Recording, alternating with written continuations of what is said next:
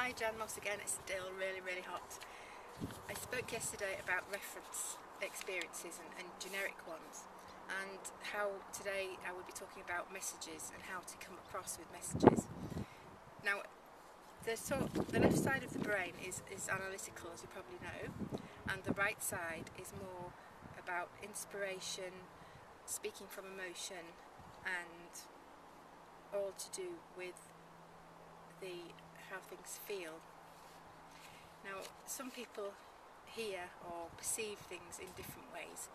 If you can speak with emotion, you will get through to the people who hear emotions or feeling people. And if you also have the facts, you'll also in the same message be speaking to the people who are more analytical, more left side brain. You speak to both parts of a person. Everybody has some of each as well, so you're actually speaking to both parts of any person. We all process in different ways, as I said, and we think in different ways, whether we think in words, whether we think in pictures, or whether we think with emotions. There are 4 primary modalities of learning as well, which is all to do with that. And these are auditory, kinesthetic, visual, and auditory digital. Now, the auditory digital is a new one to me, and it's very interesting because I think actually that's what I am, because I will explain that a little bit later. Auditory, that's when people hear words. They learn by listening to words. They don't remember things in pictures. They remember things in words. That is a less common one. Most people are visual in general. So if, for example, you are somebody who always remembers how to get somewhere in the car because you've been before, and you see the pictures, you remember you turn left at that traffic lights, then over the 2 hills, and then you see a big building with some words on with a scraped off piece of the sign, and you know that's where you turn right, then you'll be a visual person. And people often say a sense of direction. There's no such thing really, it's just being a visual person. But if somebody says they have no sense of direction, then they're probably a kinesthetic person or an auditory person, because they can't feel the way to go. They can see it, but that's not how they learn, so they won't remember. So that's what that bit's all about, if that's confused you.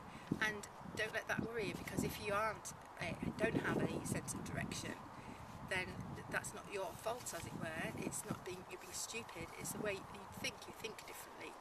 You will be able to think different, pick up things from different areas of things that are happening that the visual people won't be able to get at all, and you will be able to provide new information to people from what you're receiving.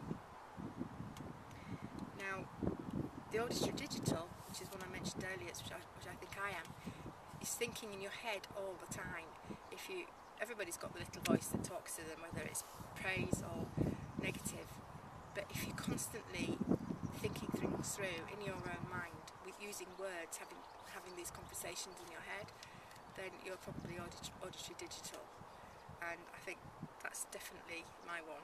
I could be, if something's worrying me all night, I'll go through it, and as if I'm writing an email about it or writing a letter. It's can be pretty frustrating. So how do we get over to everybody? Isn't it? It's like if we're thinking in one way, if we learn in one way, we tend to automatically express ourselves in that way. So you could tell somebody's auditory by using lots of words, expressive words. Somebody's a kinesthetic by, I felt that was right. I felt this business opportunity. I just had a gut instinct that this was the right one. Whereas a visual person, I saw it as a great opportunity. I could see that I would make lots of money from it. So if you're having a one-to-one conversation with someone, which makes more sense, to speak to somebody as if they're automatically going to be your sort of person, or to pick up how they like to receive things? Obviously the latter. But if you're doing a presentation to lots and lots of people, like I am right now, then it makes sense to use all sorts of language. So to use the auditory, feeling, sensory words to be able to express or pass on the message to as many people as possible. And the best way to do that is to have a story or a metaphor, as we've spoken about before, because then you can use all the different sides of it, all the different things I've just spoken about, and each person will be able to pick out from that story the bits that they understand, that they perceive, and they will be able to make a decision based on their own words that you're using, or the words that they understand, and they feel like it's their decision.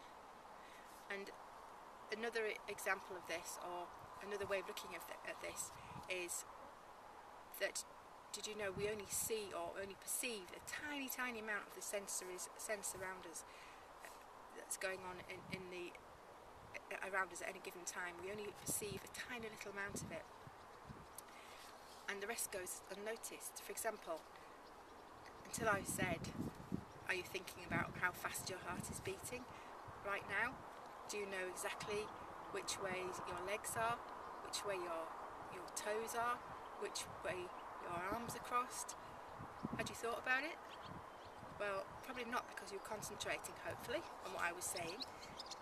But this just goes to show that now I've mentioned them, you are thinking about them, or you did think about them. So we can move people along to think about what we're talking about, which is good, isn't it?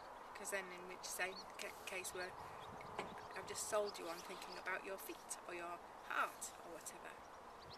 So there's quite a lot of information there. The main thing to understand is that not everybody's, which is obvious really, but not everybody else thinks like you, hears like you, sees like you, are all completely different. So try and make your message be able to be understood by the heart, by the ears, by the eyes, by the brain of all the people that you're talking to. So until tomorrow, this is Jan Moss signing off. I'll see you again tomorrow.